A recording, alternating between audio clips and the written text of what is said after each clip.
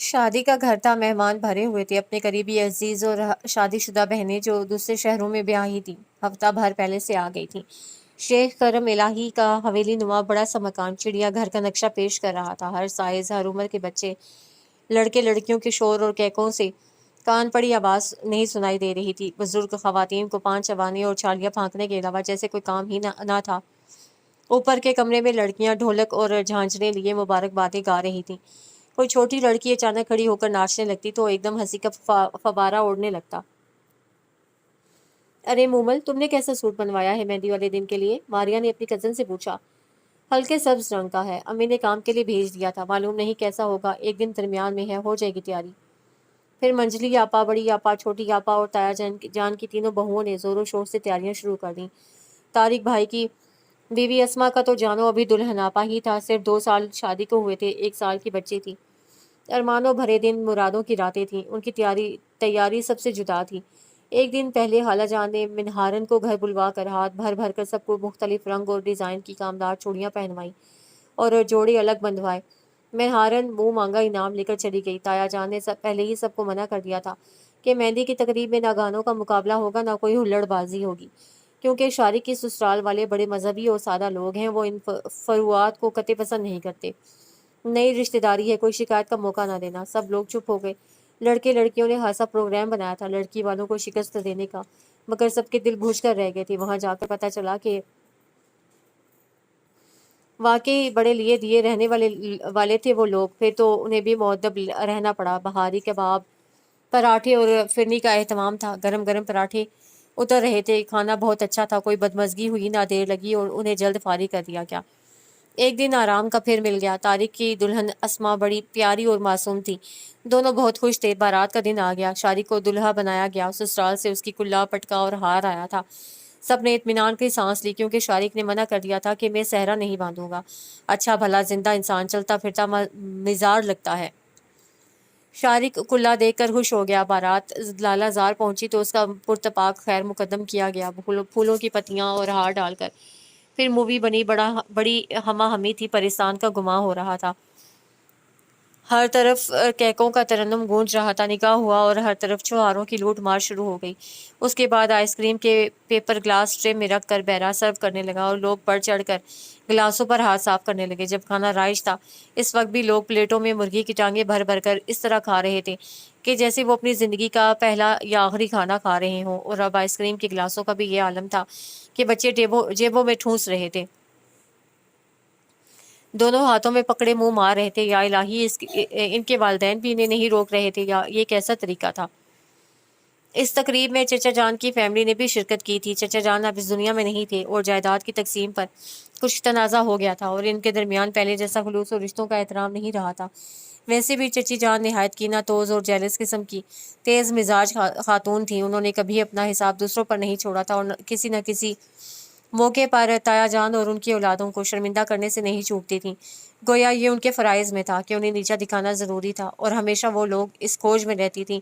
یہ بات تو تایا جان اور ان کی اولادیں بھی جانتی تھیں، مگر مجبوری یہ تھی کہ شادی یا غمی کے موقعوں پر اپنوں کی شرکت لازمی تھی۔ تایا جان کے 4 بیٹوں میں یہ آخری بیٹا شادی کے لیے رہ گیا تھا، مگر تائی جان کے انتقال کی وجہ سے اب تک اس کی شادی ٹلتی رہی۔ اب تو ان کی برسی بھی ہو گئی تھی اور بہن بھابجوں نے شور مچا رکھا تھا۔ شارق کی شادی ہونی چاہیے، لڑکیاں دیکھی جانے لگیں، اور آخر ایک اچھے خاندان کی پڑھی لکھی خوبصورت لڑکی نادیہ سب کو پسند آ گئی۔ رشتہ طے ہو گیا اور شادی کی تاریخ رکھ دی گئی۔ آج اسٹیج پہ بیٹھے دلہا دلہن سب کی توجہ کا مرکز بنے ہوئے تھے۔ کتنا خوبصورت جوڑا تھا، اللہ نظر بد سے بچائے۔ موویز بن رہی تھی، اس نے آج اپنی شادی والا کم خواب کا اچھی گھرارا سوٹ پہنا تھا، پارلر سے دلہن کا میک اپ کرا کے آئی تھی، بڑی پیاری لگ رہی تھی۔ طارق بھی اسے دیکھ کر خوش ہو رہا تھا، اس کے ہونٹوں پر مسکراہٹیں جھوم رہی تھیں۔ اتنے میں طارق کے دوست کمال نے آ کر اس کے کانوں میں جانے کیسی سرگوشی کی کہ وہ اٹھ کر باہر چلا گیا۔ اس کے چہرے کی خوشی ایک دم کافور ہو گئی تھی۔ تایا جان کی بہوئیں، بیٹیاں اور ان کی سسرال والیاں سب قریب قریب میزوں کے سامنے کرسیوں پر بیٹھی ہنسی مذاق کر رہی تھیں، کہکے لگا رہی تھیں، ایک دوسرے کے کپڑوں اور میک اپ پر تبصرے کر رہی تھیں۔ اسما کی بہن بھاوج اور ماں بھی وہیں بیٹھی ہوئی باتیں کر رہی تھی۔ اتنے میں چچی جان کی بڑی بیٹی ہما کسی سجی بنی لڑکی کی کمر میں ہاتھ ڈالے آئی اور وہاں سب سے اس کا تعارف کرانے لگی کہ یہ ماہین ہے طارق کی دوسری بیوی۔ یہ ماہین ہے طارق کی دوسری بیوی۔ میری جھول میں اس کی باز گزشت گونجنے لگی اور وہ مسکرا کر آگے بڑھ گئی۔ اسما گھبرا کر کھڑی ہو گئی۔ اس کے چہرے سے لگتا جیسے کسی نے خون کی بوند بوند نچوڑ لی ہو۔ آنکھوں میں وحشت بھر گئی۔ یہی حال اس کی ماں، بہن اور بھاوج کا تھا۔ طارق کی بھاوجیں بہنیں حیرانی سے ایک دوسرے کا منہ دیکھنے لگیں۔ انہیں محسوس ہوا جیسے کہیں قریب ہی کوئی دھماکہ ہوا ہو۔ ان کی سمجھ میں کچھ نہیں آ رہا تھا سوائے اس کے کہ آس پاس کہیں زلزلہ آیا تھا۔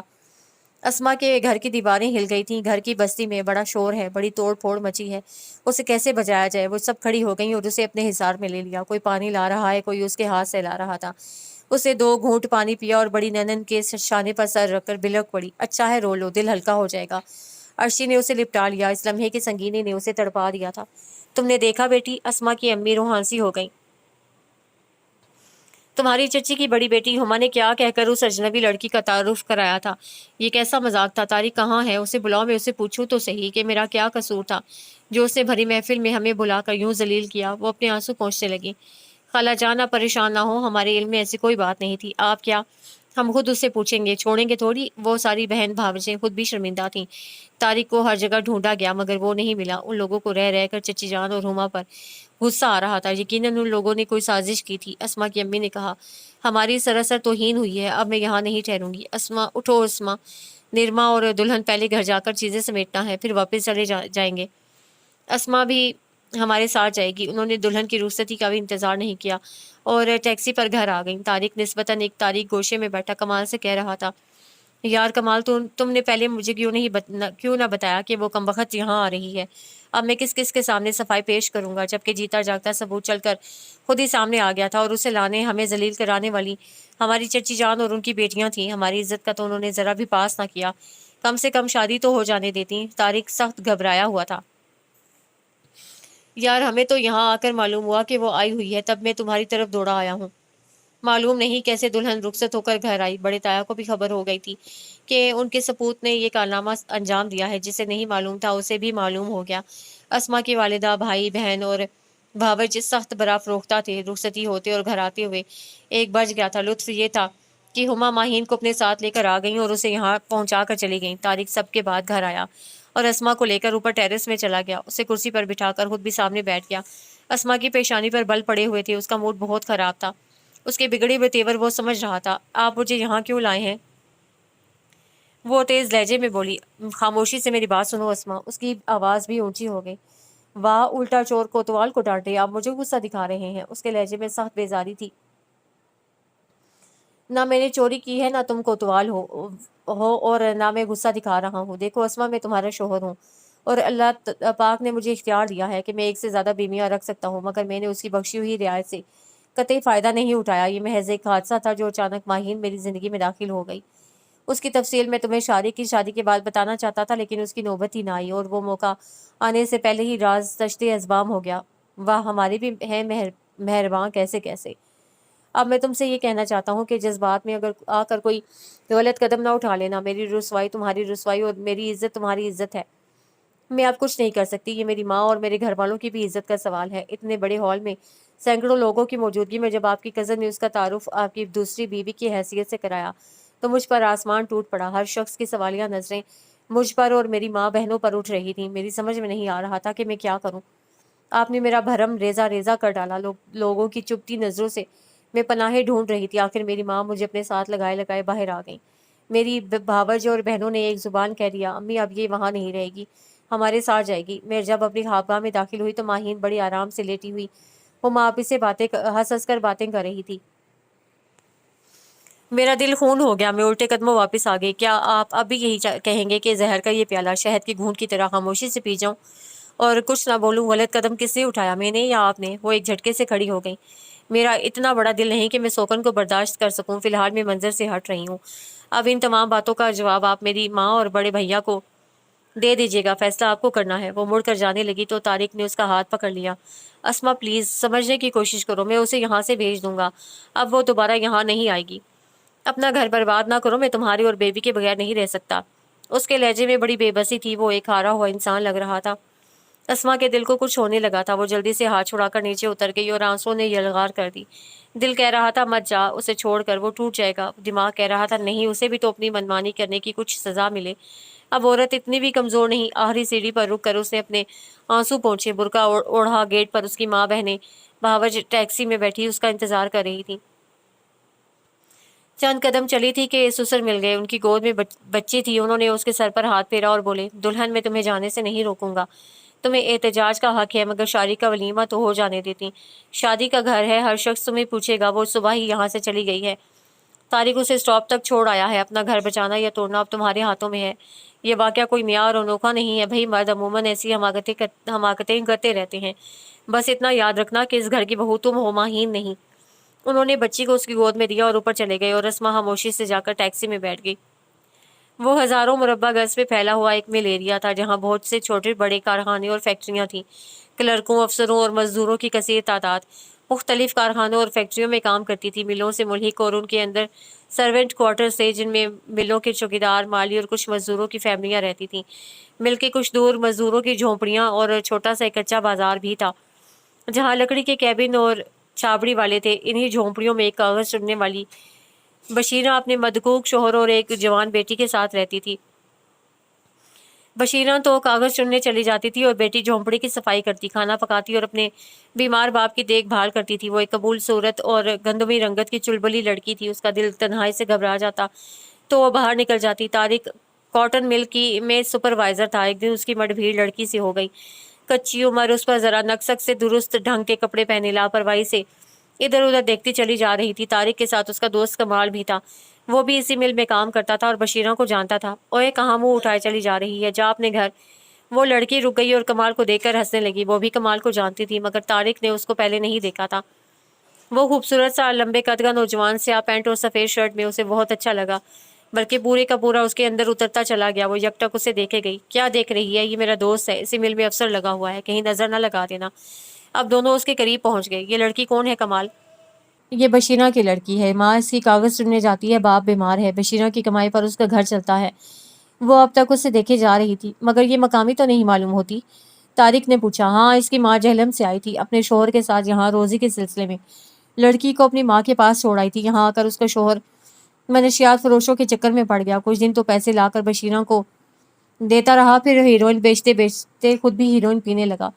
بیچاری بشیرہ کیا کرتی, کاغذ چننے والی عورتوں کے ساتھ لگ گئی اور بیٹی کو بلوا لیا تھا کہ گھر اور باپ کی دیکھ بھال کر سکے. ہیروئن نے اسے کہیں کا نہ رکھا تھا. سوکھ کر کانٹا ہو گیا, تب سے یہاں ہے. کبھی تنہائی سے گھبرا کر باہر نکل آتی ہے. کیا نام ہے تمہارا؟ طارق پہلی بار اسے مخاطب ہوا تھا. وہ کھل اٹھی. میرا نام جی ماہین ہے. وہ مسکرائی. اوہو, نام تو بڑے پڑھے لکھے خاندانی لوگوں جیسا ہے. جی میں بھی پڑھی لکھی خاندانی لڑکی ہوں, اسے کچھ اٹلا کر کہا. اچھا. طارق کو اب اس سے باتیں کرنے میں مزہ آنے لگا. کتنا پڑھا ہے تم نے, اور تمہارے خاندان کے لوگ کیا کرتے ہیں؟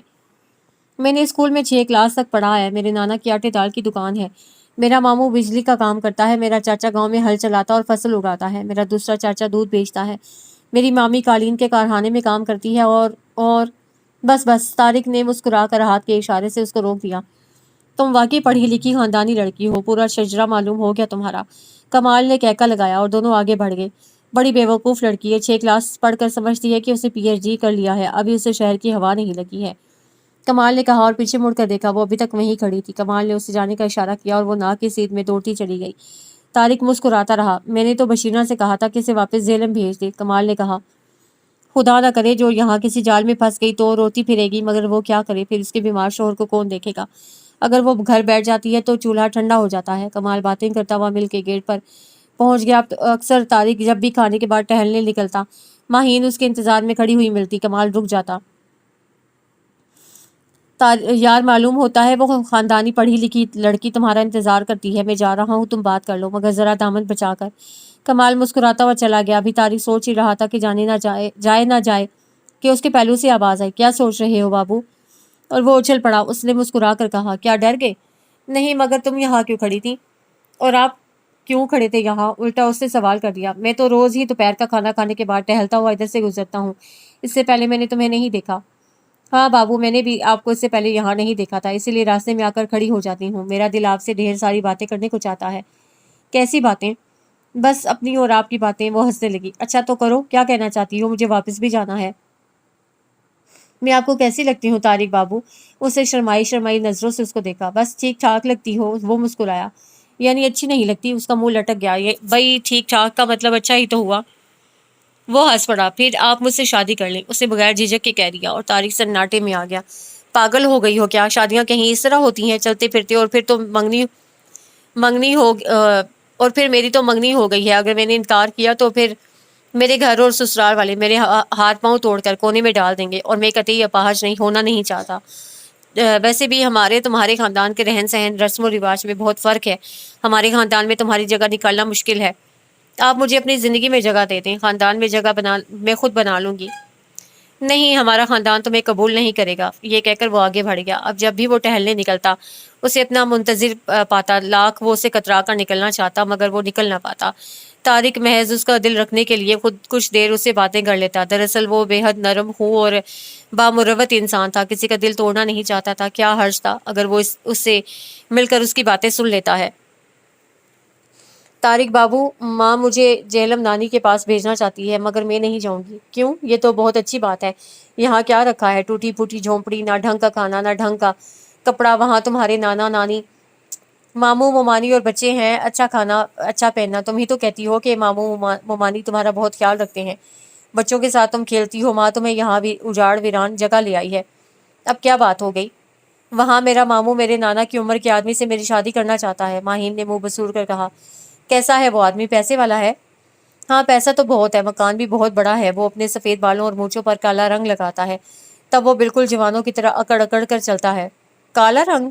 طارق ہنس پڑا. بے وقوف, وہ خضاب لگاتا ہے جسے انگریزی میں پولی کلر کہتے ہیں. تم نے انگریزی پڑھی ہے؟ صرف ABCD تک پڑھی ہے. وہ کھلکھلا کر ہنس پڑی. اچھا, جب وہ بالوں میں رنگ لگاتا ہے تو جوان لگتا ہے؟ ہاں تھوڑا تھوڑا. تو کیا ہوا, تھوڑا تھوڑا تو وہ جوان ہے نا. تمہیں بہت آرام سے رکھے گا, تمہارے لیے اچھے اچھے کپڑے اور زیور بنائے گا. نوکر چاکر آگے پیچھے ہوں گے. تم چودرانی کہلاؤ گی. سب لوگ تمہاری عزت کریں گے.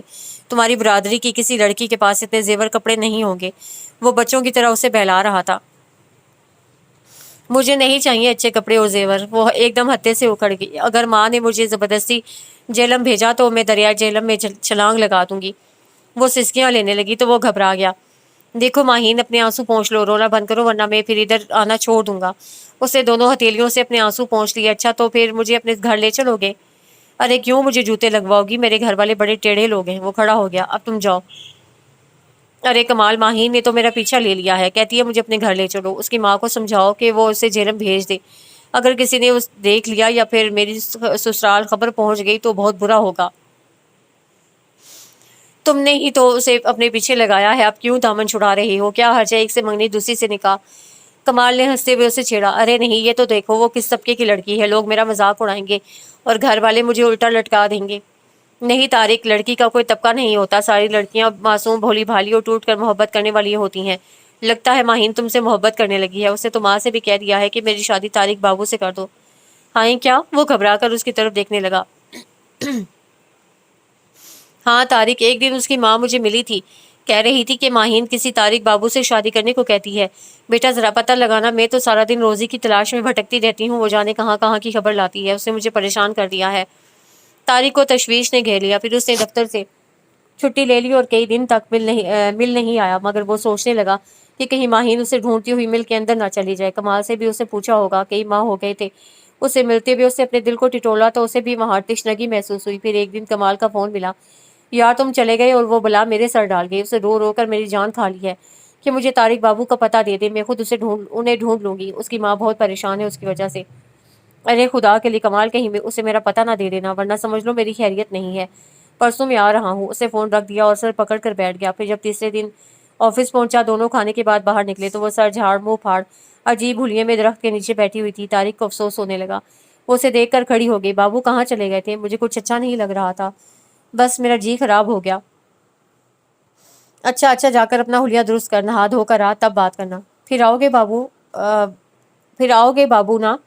ہاں آؤں گا. اور وہ ہنستا ہوا چلا گیا. ماہین بھی خوشی سے زکند بھرتی ہوئی اپنی جھونپڑی میں چلی گئی. ماں اسے حیرانی سے مسکراتے ہوئے دیکھنے لگی. ہاں ماں, بابو؟ وہ کچھ نہ سمجھی. ارے وہی طارق بابو. او اچھا. وہ بھی مطمئن سی ہو گئی. اس کے بعد تو جیسے وہ آسمانوں پر اڑنے لگی. हर दम बनी सवरी, साफ सुथरे कपड़े, कंघी चोटी, आंखों में काजल, कबूल सूरत तो थी, अब और अच्छी लगने लगी। फिर एक दिन पता चला कि बशीरा का शोहर फोत हो गया। अब वो बिल्कुल तन्हा रह गई थी। तारिक कमाल के साथ उसके घर ताज़ियत के लिए गया तो उसकी माँ उसके कदमों में बैठकर रोने लगी।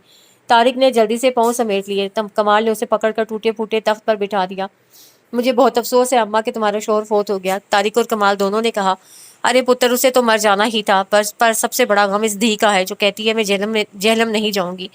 अब हमारा यहाँ कौन है बाबू, उसे समझाओ। फिर दो बोल निकाह के पढ़ा कर ले जा, कहीं कोने खुदरे में डाल देना, पड़ी रहेगी, खिदमत करेगी, दो रोटी खा लेगी, मेरी फिक्र दूर हो जाएगी कि मेरी धी को एक छत मिल गई है, मैं सुख से मर सकूंगी। उसने तारिक के आगे हाथ जोड़ दिए। वो घबरा कर कमाल की तरफ देखने लगा। कमाल चुप रहा तो तारिक ने कहा, अम्मा ये बड़ा मुश्किल काम है, मेरी मंगनी हो चुकी है, मैं उसके साथ निकाह कैसे कर लूँ, कहाँ ले जा कर रखूंगा, मेरा साला मुझे शूट कर देगा, लोग क्या कहेंगे कि जाने कहाँ से किसकी लड़की उठा लाया है, पुलिस केस भी बन जाएगा। पुत्र, हम भी कोई कमीन लोग नहीं हैं, बस गुर्बत ने मार दिया है। बाप भाई दुकानदारी करते हैं, मेरी शादी चाचा के बेटे से हो गई, मगर वो मत कमाऊ निकला। चाचा गांव का हारी है, उससे बेटे से कहा हमारे साथ मिलकर काम कर, मगर वो सदा का हड हराम था, जिद करके कराची आ गया कि मैं यहाँ बड़ी नौकरी करूंगा। तो अपनी बच्ची को माँ के पास छोड़कर चली आई। वो यहाँ हीरोइन के चक्कर में पड़ गया, हीरोइन बेचते बेचते हीरोइनची बन गया। मैं क्या करती, पढ़ी लिखी नहीं थी, ना कोई हुनर जानती थी। एक माई ने तरस खाते हुए मुझे अपने साथ कागज चुनने पर लगा लिया। इतना हुआ कि दाल रोटी का सहारा हो गया। तब से मैंने इस जन्म जली को बुलवा लिया कि बीमार बाप और घर को ये संभाल लेगी, पर क्या जानती थी कि कमबख्त झोपड़ी में रहकर महलों के ख्वाब देखने लगेगी। मैं गरीब औरत कहाँ जाऊँ इस जवान जिंदा लाशी को लेकर। वो फिर धुआंधार रोने लगी। अच्छा अच्छा अम्मा रो मत, कमाल ने कहा, हम कुछ सोचते हैं। दोनों वहां से निकल गए। किसी का बोझ उठा लेना वैसे ही सवाब है, फिर किसी यतीम बच्ची के सर पर हाथ रखना, उसे तहफ़्फ़ुज़ देना तो ऐन इबादत है। अच्छी भली जन्नत को क्यों ठुकरा रहा है? कमाल ने तारिक को समझाया। तो मुझे समझा रहा है, खुद क्यों नहीं उस यतीम के सर पर हाथ रख देता? तारिक भड़क उठा। यार, मेरी तो पहले ही 2 बीवियां मौजूद हैं, अब अगर तीसरी कर ली तो वो दोनों मुझे जिंदा ही गाड़ आएंगी जाकर कब्र में। कमाल हंस पड़ा। अरे वाह, तुम तो चुपे रुस्तम निकले, 2 बीवियां, ये कैसे हुआ? तारिक को बड़ी हैरत हुई। यार होना क्या था, कमाल ने मुख्तसर बताया। चचा का इसरार था कि कमाल मेरा दामाद बनेगा, और मामू जान हम ठोंक कर आ गए कि ये कैसे हो सकता है, कमाल मेरी बहन का बेटा है, पहला हक तो हमारा है, वो मेरा दामाद बनेगा। कमाल मुस्कुरा कर चुप हो गया। फिर क्या हुआ, जल्दी बताओ। तारिक ने उसे ठोका दिया। फिर कुछ हमायती चचा के निकल आए और कुछ मामू जान के, लाठी डंडों से लेस। बहुत मुमकिन था कि डंडों लाठियों के अलावा गोलियां भी चल जाती कि मैं मैदान में कूद पड़ा और सफ़ेद रुमाल हिला दिया। सब अपनी अपनी जगह खामोश हो गए। मैंने कहा, बुजुर्गों, मैं किसी को मायूस नहीं करूंगा, आप लोग काजी को बुला लें, हम अभी दोनों से निकाह पढ़वा लेते हैं, दोनों के दामाद बन जाते हैं, फिर तो कोई झगड़ा नहीं रहेगा ना। सब लोग हक्का बक्का से एक दूसरे को मुंह देखने लगे। सबकी सिट्टी गुम थी। माहौल में एकदम सन्नाटा छा गया। मगर अजीब बात थी कि अंदर से कहकों और हंसी बातों की चहकार गूंज रही थी। मुझे अंदर बुला लिया गया। मैं हैरत से अपनी जगह जम कर रह गया था जब मैंने चची और मोमानी जान को एक दूसरे से गले मिलते, हंसे मुस्कुराते, मुबारकबाद देते हुए देखा। चल बेटा, सारा झगड़ा ही खत्म हो गया। अम्मी ने मुझे अपने से लगाते हुए कहा, मैं तुझे इतना अक्लमंद नहीं समझती थी, तूने चचा मामू दोनों का मान रख लिया। अल्लाह तुझे हमेशा खुश रखे। और मैं कुर्सी पे ढह सा गया। कामी, ये तूने क्या कर दिया? मेरे दिल ने सिसकी भरी। हाय, मेरे दिमाग ने मुझे ये कौन सा रास्ता दिखा दिया। मुझे तसव्वुर में शहनीला और फरजाना के हाथों में बेलन और कपड़े कूटने वाला डंडा नजर आने लगा, और मैंने घबरा कर अपनी दोनों आंखें जोर से बंद कर ली। दोनों के बेतहाशा कह के कमरे में गूंजने लगे। कमाल ने कहा, मगर यार कभी इसकी नौबत नहीं आई, दोनों बड़े सलूक से रहती हैं और बहुत खुश हैं। तारिक का मुंह हैरत से खुल गया। क्या उनमें लड़ाई नहीं होती? खैर थोड़ी बहुत कभी हो जाती है, महज बच्चों की वजह से, फिर खुद ही ठीक हो जाती हैं, मगर दोनों एक दूसरे को सोकर नहीं समझती।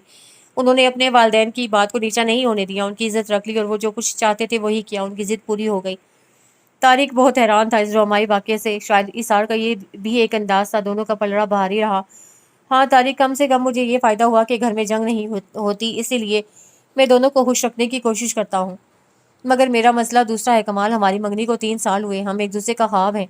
अब शादी होने वाली है। अगर अस्मा को ज़रा भी शुबा हो जाए तो वो जान दे देगी, फिर मैं भी जिंदा नहीं रहूँगा। अरे 20वीं सदी के लैला मजनू, कमाल ने उसे एक धप लगाई। अरे तुम माहीन को मिल के क्वार्टर में रखना और अस्मा तुम्हारे घर पहली बीवी की हैसियत से रहेगी, फिर झगड़ा क्या। हाँ, किसी मुनासिब मौका पर अस्मा को एतमाद में लेकर बता देना कि तुमने ये हमाकत कर ली है। बस थोड़ा नाराज़ होगी, फिर मना लेना। बीवी को मनाना क्या मुश्किल है, कमाल ने हंसकर कहा।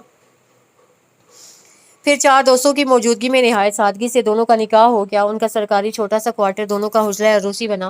دوسرے ہی دن بشیرہ اپنی جھونپڑی مار ٹوٹے پھوٹے سامان کے بیچ کر جہلم چلی گئی۔ 1 ہفتے کی چھٹی لے کر طارق نے اسی کوارٹر میں ماہ غسل منایا۔ گھر میں کہہ دیا کہ دفتر کے کام سے لاہور جا رہا ہوں۔ شادی کے بعد تو ماہین نکھر گئی، پہلے سے زیادہ خوبصورت ہو گئی، طارق کو اچھی لگنے لگی۔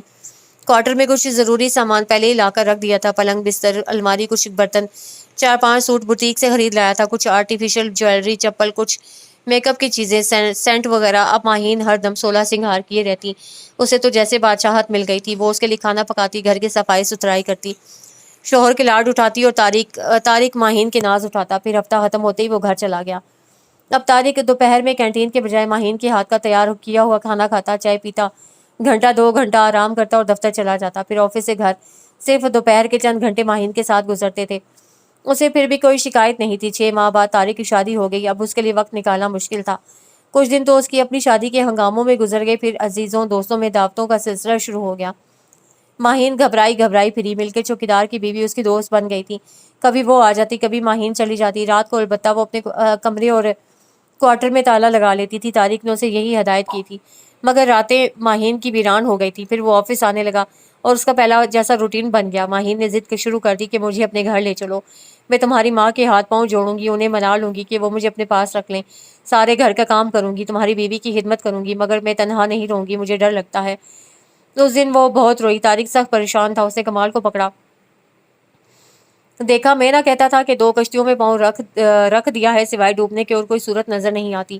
اسے آ کر سمجھاؤ کہ وہ گھر جانے کی ضد نہ کرے، میں کسی قیمت پر ایسا نہیں کر سکتا۔ کمال آیا، اس نے ماہین کو سمجھانے کی کوشش کی تو اسے رونا شروع کر دیا اور کمال چپ چاپ چلا گیا۔ پھر خدا نے اسما کو ایک پیاری سی بیٹی دی، اسے ماہین کو بتایا تو وہ بہت خوش ہوئی، بولی میں جا کر اسے دیکھا ہوں، وہ تمہاری بیٹی ہے تو میری بھی تو ہوئی، میرا جی چاہتا ہے اسے گود میں لے کر خوب پیار کروں، مجھے لے چلو، کہہ دینا میرے دوست کی بیوی ہے۔ پاگل پن کی باتیں نہ کرو، وہ چیخ پڑا، تم وہاں نہیں جاؤ گی، ایک بار کہہ دیا، مجھے تنگ نہ کرو، تم ڈرتے ہو مجھے سب کے سامنے اپنی بیوی کہنے سے، بزدل ہو نا؟ نہ میں ڈرتا ہوں نہ بزدل ہوں، مگر تم میری زندگی میں چور دروازے سے داخل ہوئی ہو، اسما کے حق پر تم نے ڈاکہ ڈالا ہے، کیونکہ میری منگنی ہو چکی تھی، میں نے تمہیں پہلے ہی بتا دیا تھا، مگر تمہاری ضد اور رونے دھونے پر مجبوراً مجھے یہ قدم اٹھانا پڑا، اب میں شرمسار ہوں، میرے پاس دوسری شادی کا کوئی جواز نہیں ہے۔ اسے اپنی غلطی کا شدید احساس ہو رہا تھا۔ تو پھر مجھے گولی مار دو یا پھر میرا گلا گھونٹ دو، تمہیں نجات مل جائے گی۔ وہ رونے لگی اور اپنا سر دیوار سے ٹکرا دیا، اس کی پیشانی سے خون کی دھار بہنے لگی۔ طارق بدحواس ہو گیا، اسے اس کا دوپٹہ کھینچ کر پیشانی پر دبا دیا، بڑی مشکل سے خون بند ہوا، پھر ڈیٹول لگا کر پٹی باندھ دی۔ کیا مجھے مرواؤ گی؟ کیا چاہتی ہو؟ یہ کیا حرکت تھی تمہاری؟ بولو۔ وہ غصے سے چیخ پڑا، میں نہیں جانتی، مجھے اکیلے ڈر لگتا ہے، میں تمہارے بغیر نہیں رہ سکتی، تمہیں رہنا پڑے گا، میں تمہیں گھر نہیں لے جا سکتا، تم جہنم چلی جاؤ اپنی ماں کے پاس، میں تمہیں خرچ بھیجتا رہوں گا، پھر میں تمہیں بلا لوں گا۔ نہیں میں نہیں جاؤں گی، پھر تم بالکل بھول جاؤ گے، اگر زبردستی کرو گے تو میں دریا جہلم میں ڈوب مروں گی۔ وہ پھر رونے لگی، یہ بلیک میلنگ بند کرو، بہت دیکھے ہیں مرنے والے۔ وہ غصے میں زور سے دروازہ کھول کر باہر نکل گیا۔ اس دن وہ بہت پریشان تھا، یہ سوچ کر کہ کہیں یہ راز کھل نہ جائے، پھر کیا ہوگا، مگر وہ راز ہی کیا جو راز رہے، اسے تو ایک نہ ایک دن کھلنا ہوتا ہے۔ طارق کا کزن بھی وہاں مل میں کام کرتا تھا، ایک دن اسے طارق کو مل کے اوقب میں کوارٹر سے نکلتے دیکھ لیا۔ وہ ذرا کھوجی قسم کا لڑکا تھا۔ طارق کے جاتے ہی دروازہ کھٹکھٹانے لگا، ماہین نے دروازہ کھول دیا۔ طارق بھائی ہیں؟ نہیں، وہ ابھی آفس کے لیے نکلے ہیں، میں ان کا چچا زاد بھائی شہزاد ہوں، پانی پلائیں گی آپ؟ وہ مسکرایا، ہاں ہاں بیٹھو۔ ماہین نے کرسی کی طرف اشارہ کیا اور خود کولر سے پانی نکالنے لگی۔ شہزاد نے ایک ہی نظر میں پورا جائزہ لے لیا، ایک کمرہ، ایک چھوٹا سا لاؤنج، کچن، صحن، باتھ روم، یہ چھوٹا سا صاف ستھرا گھر اور اس میں ایک خوبصورت لڑکی۔ شہزاد کا ماتھا ٹھنکا، آپ ہماری بھابھی ہیں نا؟ گلاس واپس کرتے ہوئے اس سے پوچھا، ہاں ہاں میں طارق کی بیوی ہوں، یہ کوارٹر ان کا ہے۔ ارے واہ، ہمیں تو خبر بھی نہ ہوئی، کب کی طارق بھائی نے آپ سے شادی؟ 1 سال ہوا یا پھر کچھ زیادہ ہوئے ہیں۔ وہ ہنس پڑی، پھر آپ گھر کیوں نہیں آئی؟ وہ مجھے لے کر نہیں جاتے، میں نے تو کتنی بار کہا۔ وہ کچھ اداس ہو گئی، طارق بھائی اگر اپنے گھر آپ کو نہیں لے کر جاتے تو کسی دن آپ ہمارے گھر چلیے، ہماری آپی باجی اور امی آپ سے مل کر بہت خوش ہوں گی۔ اچھا، وہ خوش ہو گئی، پھر میں کسی دن طارق سے پوچھ کر چلوں گی تمہارے ساتھ، تم آؤ گے نا؟ میں تو آ جاؤں گا، مگر آپ طارق بھائی کو بالکل کچھ نہ بتانا، اتوار کی چھٹی میں تو طارق بھائی اپنے گھر ہوتے ہیں، میں اتوار کو آ کر آپ کو اپنے گھر لے جاؤں گا اور شام کو پہنچا دوں گا۔ اس نے مسکرا کر کہا، ہاں یہ ٹھیک رہے گا۔ وہ خوش ہو گئی، اچھا میں جا رہا ہوں، کنڈی لگا لے، میرا ذکر طارق بھائی سے نہ کیجیے گا۔ اس طرح یہ راز اپنی قدر و قیمت کھوتا گیا۔ وعدے کے مطابق اتوار کو وہ آ کر ماہین کو اپنے ساتھ لے گیا۔ طارق نے ماہین کو برقع خرید دیا تھا کہ اگر کبھی باہر جانا ہو تو برقع اوڑھ کر جانا، چنانچہ اسے برقع اوڑھ کر ہی گھر سے قدم باہر نکالا۔ طارق کی چچی اور ساری کزنز نے اس کا پرجوش خیر مقدم کیا۔ چچی نے اسے گلے سے لگا لیا۔ ماہین پہلی بار اپنی سسرال کے لوگوں سے مل رہی تھی، اسے بہت اچھا لگ رہا تھا۔ بڑی آپی اور چچی نے اسے خلوص جتا جتا کر سارے واقعات پوچھ لیے تھے، اور اس بے وقوف لڑکی نے اپنی پہلی ملاقات سے لے کر شادی تک کی ساری باتیں انہیں سنا ڈالی تھیں۔ خوب کہکے لگ رہے تھے، بار بار اسے اپنے سے لگا کر پیار کر رہی تھیں۔ ہائے کتنی معصوم، کتنی بھولی بچی ہے، طارق نے اسے قید کر کے رکھا ہوا ہے۔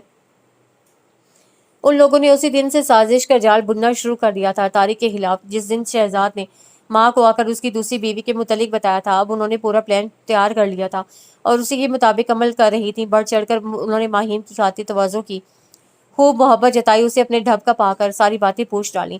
اس نے تو کبھی ایسا ماحول، ایسے محبت کرنے والے لوگ نہیں دیکھے تھے۔ ان کا یہ حسن سلوک دیکھ کر ہواؤں میں اڑنے لگی۔ ان سے بڑھ کر اس کا اپنا کوئی اپنا نہیں تھا اور وہ انہیں اپنا نجات دہندہ سمجھنے لگی۔ مگر اسے خبر نہیں تھی کہ طارق کے والد اور چچا کے تعلقات کشیدہ تھے۔ ایک مکان کے بیچنے پر سارا جھگڑا کھڑا ہو گیا تھا۔ بقول چچی کے بڑے بھائی نے چھوٹی بیوہ بھاوج کو اس میں سے حصہ نہیں دیا تھا، جبکہ بڑے بھائی کے مطابق چھوٹی بھاوج کا سراسر یہ بہتان تھا، معلوم نہیں حقیقت کیا تھی۔ مگر دلوں میں میل آ چکا تھا۔ بڑے بھائی اور ان کی اولادیں تو سب کچھ بھول بھال چکی تھیں، اور ان کی اولاد نے اس کو اپنی انا کا مسئلہ بنا لیا تھا، اور ان کی ذرا ذرا سی غلطیوں کمزوریوں کی تشہیر کر کے انہیں شرمندہ اور ذلیل کرنے کی کوشش کرتی تھی۔ آنا جانا تو اب بھی تھا، مگر وہ بات نہیں تھی، اور اب تو ایک بہت بڑی کمزوری چچی کے ہاتھ لگ گئی تھی، ثبوت کے ساتھ۔ جبکہ طارق کے چھوٹے بھائی شارق کی شادی کی تاریخ رکھی جا چکی تھی اور شادی کے اہتمام ہو رہے تھے۔ چچی جان اور بڑی چھوٹی آپی کو یہ موقع نہایت مناسب لگا تھا۔ انہوں نے ماہین کو رخصت کرتے وقت ایک خوبصورت کامدار سوٹ، اس کی میچنگ جویلری، چوڑی، چپل کے دیا اور کہا، شادی کے دن شہزاد تمہیں یہاں لے کر آئے گا، یہ سوٹ تم اس دن پہننا، ہما تمہیں تیار کر دے گی اور تم ہمارے ساتھ شادی ہال میں چلو گی، وہاں تمہاری سوکن یعنی طارق کی پہلی بیوی بھی ہوگی، اور ہم تمہارا تعارف طارق کی دوسری بیوی کی حیثیت سے وہاں سب سے کرائیں گے، اور طارق کے والد کو بتائیں گے کہ یہ بھی آپ کی بہو ہے۔ اس طرح خاندان بھر کو معلوم ہو جائے گا کہ تمہارا بھی اس گھر پر وہی حق ہے جو اسما کا ہے، پھر کوئی تمہیں وہاں سے نہیں نکال سکے گا۔ ہائے چاچی آپ کتنی اچھی ہیں، ماہین نے ان کے ہاتھ پکڑ کر چوم لیے۔ اگر میں یہاں آ گئی تو تمام عمر آپ کو دعائیں دوں گی۔ پھر شہزاد اسے گھر چھوڑ آیا۔ طارق کے فرشتوں کو بھی خبر نہ ہو سکی کہ اندر ہی اندر کیسی بارودی سرنگیں اس کے گھر تک بچھائی جا رہی ہیں، کیونکہ وہ شادی کے انتظامات میں لگا ہوا تھا، جبکہ وہ 2 دن قبل ماہین سے جا کر کیا آیا تھا، بھائی کی شادی کی وجہ سے میں کچھ دن نہیں آؤں گا، ولیمے کے بعد آؤں گا، گھبرانا نہیں، گھر میں تالا لگا کر رکھنا۔ اور وہ چپ چاپ سر جھکائے سنتی رہی تھی۔ اس نے قطعی نہیں بتایا کہ وہ کس سے مل کر آئی ہے۔ شادی کا دن آیا تو شہزاد اسے دوپہر میں آ کر لے گیا۔ سب بہنوں نے اس کے ہاتھ پاؤں میں مہندی لگائی، پھر شام کو اسے وہی کامدار گرین سوٹ پہنایا، ہاتھ بھر کر چوڑیاں پہنائی، اس کا میک اپ کیا، بال بنائے، اس کا جوڑا باندھا اور بیلے کا ہار جوڑے میں لپیٹ دیا اور گلاب سجا دیے۔ اس کا روپ دمک اٹھا، ایسا بناؤ سنگھار تو طارق سے شادی کے وقت بھی نہ ہوا تھا، اس کا کون کرتا، ایمرجنسی میں تو نکاح ہوا تھا۔ بڑی آپی نے اسے آئینے کے سامنے کھڑا کر دیا تو وہ اپنا روپ دیکھ کر شرما گئی اور اس کا دل بے اختیار طارق کے سامنے جانے کے لیے ہمکنے لگا۔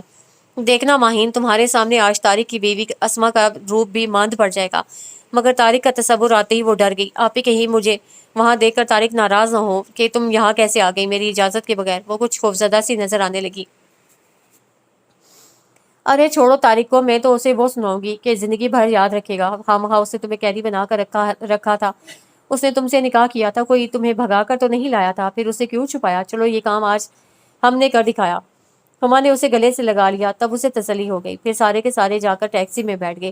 بارات 1 گھنٹہ لیٹ آئی تھی، آتے ہی ہلچل مچ گئی، پھولوں کی پتیاں نشاور کی گئیں، ہار ڈالے گئے اور فلیش لائٹ کے جھماکے ہونے لگے۔ پھر نکاح ہوا اور دلہا کو اسٹیج پر لا کر بٹھا دیا گیا، مووی بنی اور بوتلیں کھلنے لگیں۔ اسی اثنا میں ہما آپی ماہین کو سامنے لے آئیں۔ کمال نے طارق کو علیحدہ لے جا کر صورتحال سے آگاہ کر دیا تھا کہ تمہاری چچی نے شہزاد کو بھیج کر ماہین کو بلوایا تھا اور اسے سجا بنا کر ساتھ لے کر آئی ہیں، اور سب سے اس کا تعارف تمہاری دوسری بیوی کی حیثیت سے کرایا جائے گا۔ پورے خاندان کو معلوم ہو جائے گا کہ تمہاری دوسری بیوی کون ہے۔ طارق نے بڑی بے بسی سے کمال کو دیکھا۔ تمہیں کس نے بتایا یہ سب کچھ؟ اس نے سرگوشی میں کہا، مجھے شہزاد پر کچھ شک ہو گیا تھا، میں نے اسے پکڑا تو اسے سب کچھ اگل دیا، اب تم سامنے مت آنا، گھر چلے جاؤ۔ اسے یہ سن کر طیش آ گیا، وہ اندر جا کر آڑ میں کھڑا ہو گیا۔ بڑی آپی ماہین کو لیے ہر میز پر جا کر تعارف کے فرائض انجام دے رہی تھیں۔ وہ حیران رہ گیا، ماہین پہچانے نہیں جا رہی تھی۔ اس کا یہ روپ سنگھار، بھاری جوڑا جویلری، ہار، پھول، معلوم ہوتا ہے یہ ساری تیاریاں چچی جان نے محض مجھے رسوا کرنے کے لیے کی تھیں، ورنہ انہیں میری پہلی یا دوسری بیوی سے کیا دلچسپی ہو سکتی تھی۔ خیر، میں ماہین کو اچھی طرح سمجھوں گا۔ اس کمظرف لڑکی نے اپنے کو سمجھا کیا تھا، آسمان سے اتری ہوئی کوئی چیز؟ وہ اسی طرح آڑ میں ہوتا ہوا باہر نکل گیا، پھر کہیں نظر نہ آیا۔ سارے ارمان، تمام خوشیاں، دیور کی شادی کے لیے کی ہوئی تیاریاں جھاگ بن کر بیٹھ گئیں۔ دل میں ایک ساتھ کتنے ہی تیر سنسناتے ہوئے اتر گئے۔ جب چچی اور بڑی آپی نے ان کی میز پر آ کر السلام علیکم کہا، ماہین نے بھی سلام کیا۔ وعلیکم السلام کہہ کر سب نے نگاہ اٹھا کر اس کی طرف دیکھا۔ تم نے انہیں پہچانا؟ یہ ماہین ہے، طارق کی دوسری بیوی ہما۔ اسما اور ان کی بہن بھاور سے مخاطب تھی، پھر وہ اسما کی ماں کی طرف دیکھ کر بولی، بھائی آنٹی یہ میرے پاس آئی تھی کہ میں انہیں آپ لوگوں سے ملاؤں۔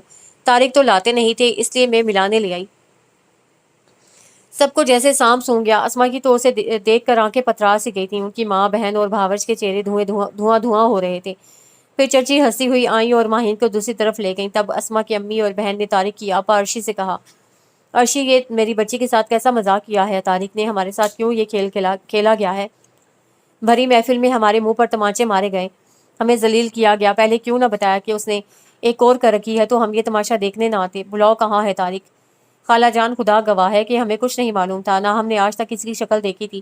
وہ آ تو جائے، میں خود اس سے پوچھوں گی کہ اس نے ایسا کیوں کیا۔ طارق کہیں نہیں ملا تھا، ہر جگہ ڈھونڈا جا رہا تھا۔ ہم کیسے مان لیں کہ تمہارے بھائی نے اتنا بڑا کارنامہ انجام دے دیا اور تم لوگ بے خبر رہیں؟ اسما کی بھاوج اور بہن ہتے سے اکھڑ گئیں اور اسما نے رونا شروع کر دیا۔ عرشی اپنی جگہ چور بن گئی، اس کے پاس اپنی صفائی کے لیے کوئی لفظ نہیں تھا۔ ماہین کے جیتے جاگتے وجود کے ساتھ ہر دلیل بے معنی ہو گئی تھی۔ اسے چچی پر سخت غصہ آ رہا تھا اور اپنے بھائی پر ان سے زیادہ۔ کم بخت مجھے ہی چپکے سے بتا دیتا، یہ نوبت تو نہ آتی، مگر اب تو تیر کمان سے نکل چکا تھا۔ وہ ان کی کڑوی کسیلی باتیں سنتی رہی اور خاموش رہی۔ چچی نے سب سے پہلے مہمانوں کے ساتھ ماہین کو گھر پہنچایا، اس کے بعد دلہن کے ساتھ وہ لوگ آنا شروع ہوئے۔ ماں نے کہا، اسما اپنی تیاری کر لے، تجھے ساتھ لے کر جاؤں گی۔ اب یا تو تیری سوکن یہاں رہے گی یا تو رہے گی، میں ان کے بیچ تجھے چھوڑ کر نہیں جاؤں گی۔ اسما بھی تیار ہو گئی۔ اس کے بعد طارق آیا اور اسما کو اوپر ٹیرس میں لے کر چلا گیا۔ اسما، مجھے سب کچھ پتہ چل گیا، میں شرمندہ ہوں کہ چچی اور ہما آپی نے میری دوسری بیوی کی حیثیت سے اس کا تعارف کرا کر سب کو ذلیل کرنے کی کوشش کی ہے، تمہیں اور تمہارے گھر والوں کو ٹارچر کیا، ان کی توہین کی۔ مجھے بے حد افسوس ہے کہ چچی نے ہم سے انتقام لیا ہے، یہ بھی نہیں سوچا انہوں نے ہماری عزت ان کی عزت تھی۔ ہم سب ایک ہی باغ بلکہ ایک ہی درخت کے پھول ہیں، ہمارے اور ان کے بچوں کی رگوں میں ایک ہی خون دوڑ رہا ہے۔ پھر یہ تفریق کیوں؟ نفرت کیسی؟ کیوں؟ کیا وہ آپ کی دوسری بیوی نہیں تھی؟ اس سے آپ نے نکاح نہیں کیا تھا؟ اسما نے تڑک کر پوچھا۔ ضرور تھی اسما، مگر وہ ایک محض حادثہ تھا، میری غلطی تھی، سراسر حماقت تھی، میں تمہیں بتانے والا تھا مگر دشمن اپنا وار چل گیا۔ میں کچھ نہیں جانتی، میرے گھر والوں کی بڑی بے عزتی ہوئی ہے، میرے اعتماد کو آپ نے کرچی کرچی کر دیا۔ آخر میرا کیا قصور کیا تھا طارق، جو آپ نے مجھے دو لخت کر دیا؟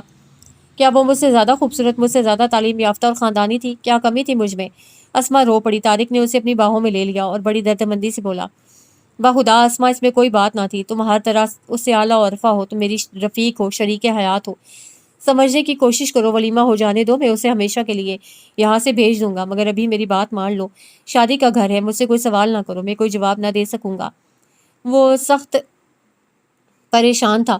ٹھیک ہے، پھر ولیمے کے بعد میرے بھائی اور والدین کو مطمئن کر کے مجھے لے آئیے گا۔ یہ کہہ کر وہ اپنے آنسو پہنچتی ہوئی چلی گئی۔ طارق اپنے ہونٹ چباتا رہ گیا۔ گھر کے ہر شخص کی نگاہوں میں سوال تھا، لیکن اس کے لب خاموش تھے۔ رات کو جب سب لوگ آرام کی غرض سے لیٹ بیٹھ گئے تو طارق غصے میں بھرا اوپر گیا۔ اس وقت ماہین نسبتاً ہلکے کپڑے پہنے اسما کی مسحری پر نیم دراز شاید طارق کا انتظار کر رہی تھی۔ وہ بھاری کام کا گرین سوٹ جو اسے شادی میں پہنا تھا صوفے پر پڑا تھا۔ وہ نہایت تیزی سے دھم دھم کرتا اندر چلا گیا اور دروازہ بند کر دیا۔ ماہین گھبرا کر اٹھ بیٹھی۔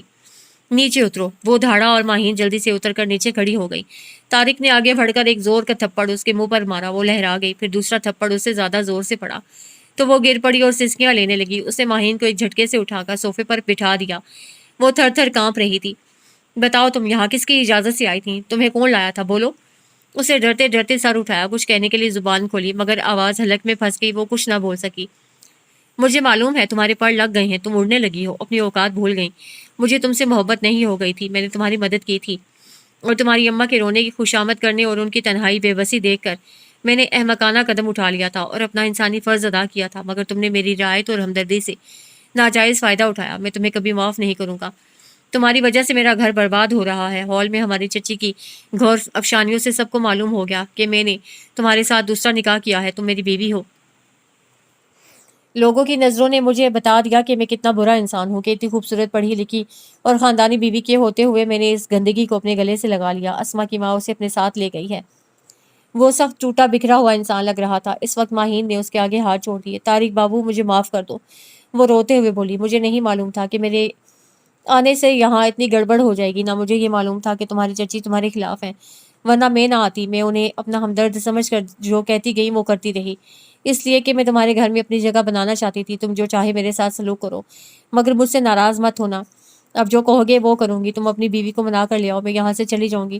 میں سمجھتی ہوں کہ مخمل میں کبھی ٹاٹ کا پیوند نہیں لگ سکتا۔ وہ بدستور غصے میں تھا، جاتے جاتے بولا، صبح جلدی تیار ہو جانا، آگے کوئی بات نہیں سنوں گا۔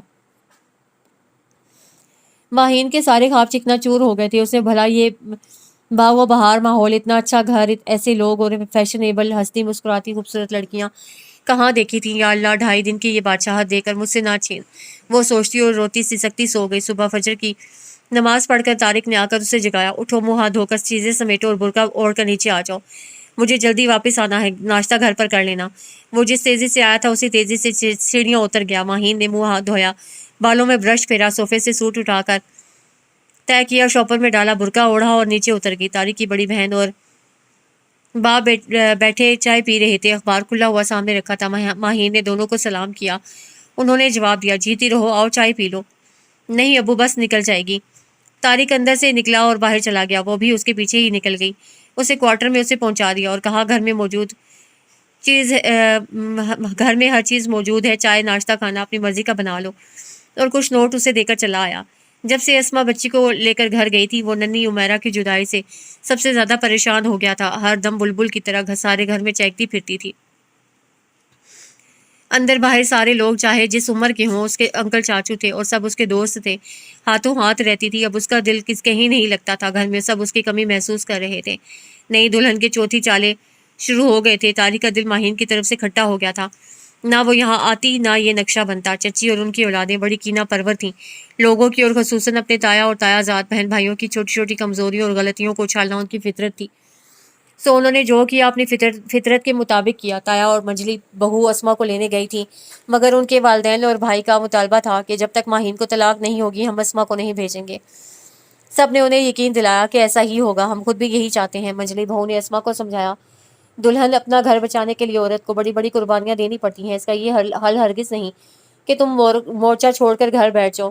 تب اسما نے سرگوشی میں کہا، بھابھی میں ان نزاکتوں کو سمجھتی ہوں، طارق سے ناراضی کے باوجود میں اپنا گھر چھوڑنا نہیں چاہتی، مگر اماں اور بڑے بھیا کی ضد کے آگے میں بے بس ہو گئی ہوں۔ آپ آتی رہیے گا، میں باجی سے کہوں گی کہ وہ اماں اور بھیا کو سمجھائیں۔ آخر وہ دونوں بے نیلم برام واپس آ گئے، مگر تبھی عمیرہ کو ساتھ لیتے ہوئے وہ دادا کے گلے کا ہار بن گئی تھی۔ تب بڑے بھیا نے کہا، آپ اسے لے جائیں ورنہ رو رو کر جان کھا لے گی، پھر اسے بھیج دیجیے گا۔ طارق کی نیندیں اڑ گئی تھی، کھانا پینا بھی واجبی رہ گیا تھا۔ وہ آفس جاتا مگر ماہین سے ملے بغیر واپس آ جاتا۔ 15 دن گزر گئے تھے۔ ایک دن ٹہلتا ہوا اپنے کوارٹر کی طرف نکل گیا۔ اسی لمحے اسے اپنے کوارٹر سے ایک اجنبی شخص کو نکلتے دیکھا۔ وہ ایک نوجوان لڑکا تھا۔ طارق کے قدم ٹھٹک گئے۔ جب وہ دور چلا گیا تو اس نے بھی اپنے قدم موڑ لیے۔ اس کا ذہن ایک دم گھوم گیا تھا۔ اس نے آفس میں آ کر کمال کو فون کیا، اس سے بات کی۔ کمال، تمہیں کچھ پتا ہے؟ آج میں نے ایک جوان لڑکے کو اپنے کوارٹر سے نکلتے دیکھا تھا، تم جانتے ہو؟ ہاں، میں نے بھی اسے دیکھا تھا۔ جب ماہین ایک دن کوارٹر سے باہر نل پر پانی بھرنے آئی تو میں نے اس سے لڑکے کے متعلق پوچھا تو اسے بتایا وہ کوئی اس کا عزیز ہے جو جہلم سے آیا ہے۔ بشیرہ نے بیٹی کی خیریت معلوم کی تھی اور اسے بلوایا تھا۔ اس کا نام اکبر ہے اور شہر میں کہیں ٹھہرا ہے، وہ کئی بار آ چکا ہے۔ تم نے بھی تو اس کی خبر نہیں لی، آتے ہو تو وہاں کیوں نہیں جاتے؟ اگر خدا نہ خواستہ کچھ الٹا سیدھا ہو گیا تو بات تمہارے ہی اوپر آئے گی، کیونکہ وہ تمہاری بیوی ہے۔ یا تو اسے تحفظ دو یا پھر 2 بول لکھ کر اسے جہلم روانہ کر دو، تمہاری ذمہ داری ختم ہو جائے گی۔ تم ٹھیک کہتے ہو کمال، میں یہی سوچ رہا ہوں کہ اسے طلاق نامہ تھما کر جہلم روانہ کر دوں۔ اس کی وجہ سے میری بیوی میکے چلی گئی، میرے بھائی مجھ سے سخت ناراض ہیں، کچھ تو مجھے کرنا ہے۔ اس سے فون رکھ دیا اور سوچنے لگا۔ 1 ہفتہ اور گزر گیا۔ اسے طلاق نامہ تیار کر کے وکیل کے دستخط کرا لیے اور مہر کے 5000 رکھ کر وہ لفافہ لے کر جب کوارٹر پہنچا تو ماہین ریشمی جوڑا پہنے 16 سنگھار کیے ہنس ہنس کر اکبر سے باتیں کر رہی تھی۔ اکبر کی نظروں میں بڑی وارفتگی تھی۔ اس کا ہاتھ ماہین کے کندھے پر رکھا ہوا تھا۔ طارق کمرے کے دروازے کو دھکا دے کر اندر چلا گیا۔ وہ دونوں اسے دیکھ کر گھبرا کر پلنگ سے کھڑے ہو گئے۔ طارق بابو آ گئے؟ ماہین اپنے کو سنبھال کر ہنستی ہوئی آگے بڑھی تو طارق کی آنکھوں میں خون اتر آیا، مگر اس نے ضبط کر کے اکبر کی طرف دیکھا۔ یہ کون ہے؟ میں جی ماہین کے چھوٹے چاچا کا بیٹا ہوں اکبر، مجھے اس کی نانی نے بھیجا ہے اسے لینے۔ وہ جی آپو بشیرہ بیمار ہے، بجائے ماہین کے اس نے جواب دیا۔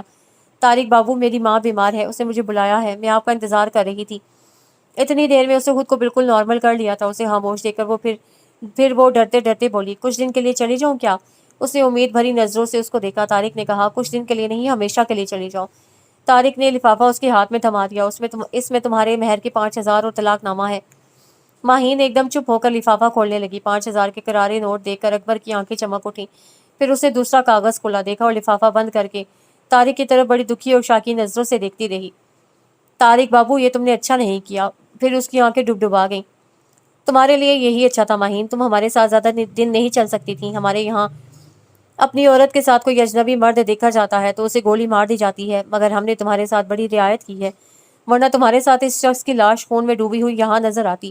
اس گھر سے سب کچھ لے جاؤ جو جی چاہے، مگر شام تک کوارٹر خالی ہو جانا چاہیے۔ اس کی چابی چوکیدار کی بیوی کو دے جانا۔ وہ تیزی سے مڑا اور کھلے دروازے سے باہر نکل گیا۔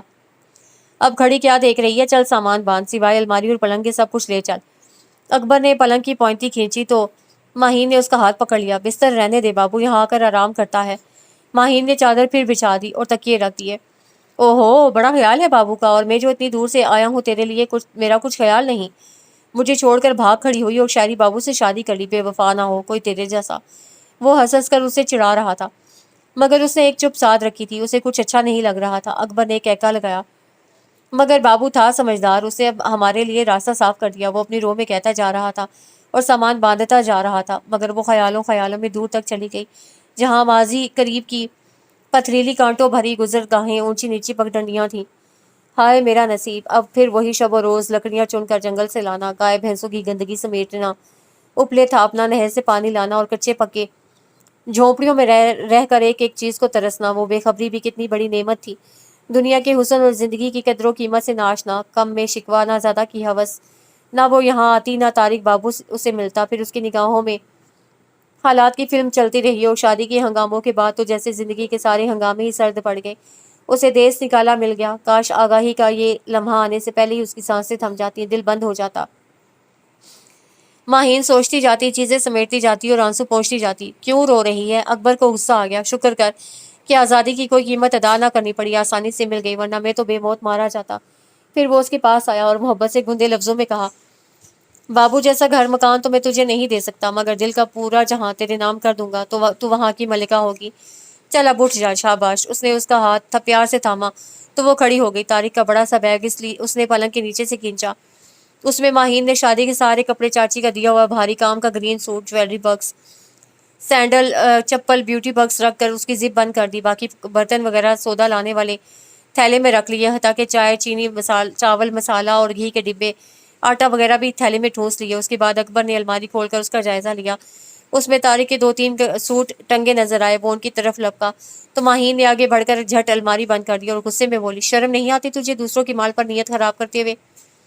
ارے جلدی یہ سوٹ میرے کام آ جاتے، میں بھی کچھ دیر کے لیے کوٹ پینٹ پہن کر بابو بن جاتا۔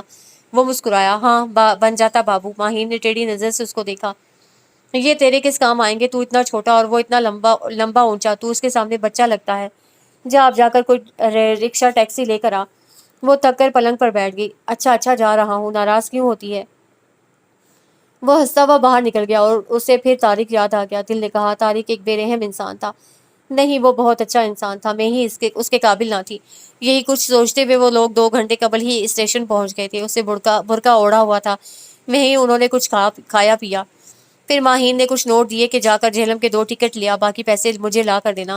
اسے پرس بند کر کے رکھ لیا۔ اچھا بیگم صاحبہ، جو حکم، خادم حاضر ہے۔ وہ ہنستا ہوا چلا گیا۔